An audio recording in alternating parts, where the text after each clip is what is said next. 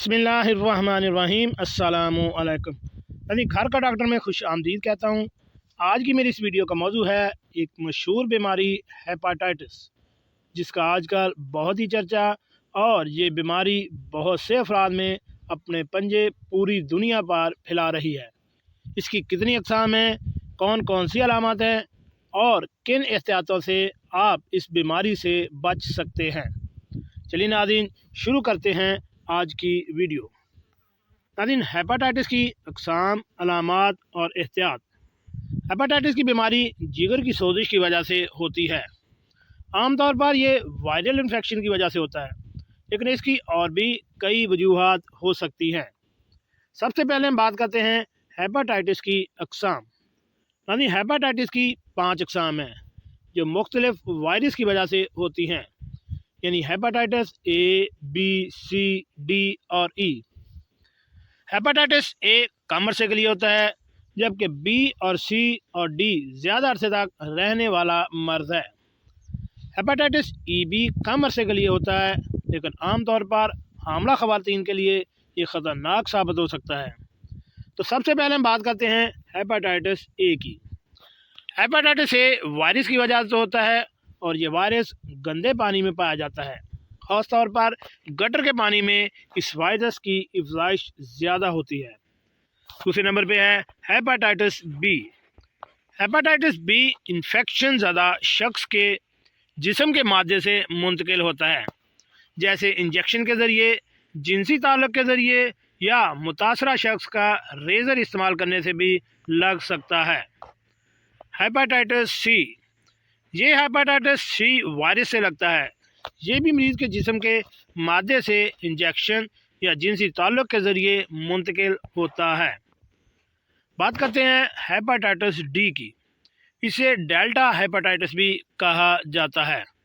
जिगर की बहुत शदीद बीमारी है जो इन्फेक्शन ज़्यादा खून से लगती है और हेपाटाइटिस बी की वजह से होती है। हेपाटाइटिस बी के बगैर इसका वायरस नशोनुमा नहीं पाता। हेपाटाइटिस ई। ये बीमारी पानी में पैदा होने वाले वायरस की वजह से होती है।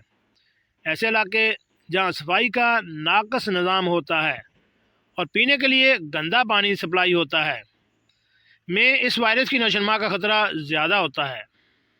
हेपाटाइटिस ई का वायरस मिडल ईस्ट, एशिया, वस्ती अमेरिका और अफ्रीका में पाया जाता है। अब आते हैं हेपाटाइटिस की अलामात की तरफ। नाज़रीन, हेपाटाइटिस बी और सी होने की सूरत में अलामात शुरू में ज़ाहिर नहीं होती। ये जब भी ज़ाहिर होती हैं जब जिगर की कारकर्दगी को नुकसान पहुंच चुका होता है। कम मुद्दत वाले हेपाटाइटिस की अलामात जल्दी ज़ाहिर हो जाती हैं, जैसे कमज़ोरी, फ्लू जैसी कैफियत, गहरी रंगत का पेशाब आना, पखाने की रंगत पीली होना, पेट में दर्द, भूख ना लगना, वज़न कम होना, आँखें और जिल्द जर्द हो जाना। ख़तरनाक हेपाटाइटिस आहिस्ता आहिस्ता बढ़ता है, लिहाजा इसकी अलामत भी पता नहीं चल पाती। अब आखिर में बात करते हैं एहतियाती तदाबीर, हेपाटाइटिस से बचाव के तरीके। सबसे पहले है सफाई। सफाई एक अच्छी आदत है। हेपाटाइटिस ए और ई से बचने का बेहतरीन ज़रिया है। अगर आप किसी तरक्की पजीर मुल्क में जा रहे हैं तो वहाँ इन चीज़ों से गुरेज करें।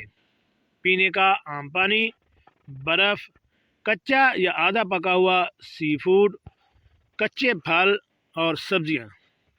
हेपाटाइटिस बी, सी और डी जो इन्फेक्शन ज़्यादा खून से लगता है, इससे बचाव के लिए किसी दूसरे मरीज़ को लगाए गए इंजेक्शन इस्तेमाल ना करें, किसी और का रेज़र इस्तेमाल ना करें, किसी दूसरे का टूथब्रश इस्तेमाल ना करें, किसी की बहे हुए खून को ना छुएं।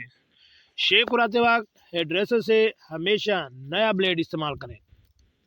जी नाज़रीन, कैसी लगी आज की हमारी ये मालूमाती वीडियो? ऐसी मालूमाती वीडियो हासिल करने के लिए मेरे इस चैनल को